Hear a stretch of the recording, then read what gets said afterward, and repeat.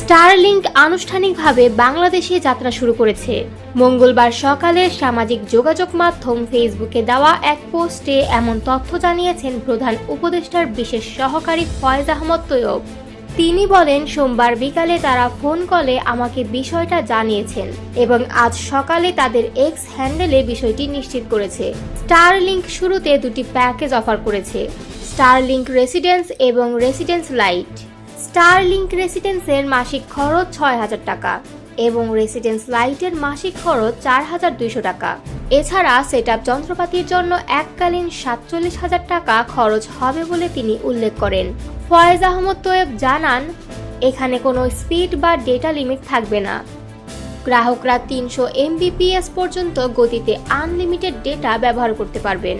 তিনি আরও বলেন যে বাংলাদেশের গ্রাহকরা আজ থেকেই স্টারলিংকের সেবার জন্য অর্ডার করতে পারবেন। এর মাধ্যমে ৯০ দিনের মধ্যে স্যাটেলাইট ইন্টারনেট সেবা চালু হওয়ার প্রত্যাশা বাস্তবায়নের পথে আরও এক ধাপ এগোলো।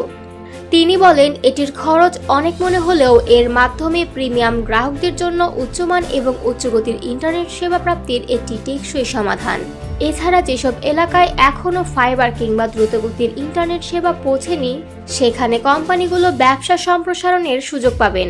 এনজিও, ফ্রিল্যান্সার এবং উদ্যোক্তারা বছরব্যাপী নিরবচ্ছিন্নভাবে উচ্চগতির ইন্টারনেট ব্যবহার করতে পারবে বলে জানান প্রধান উপদেষ্টার এই বিশেষ সহকারী।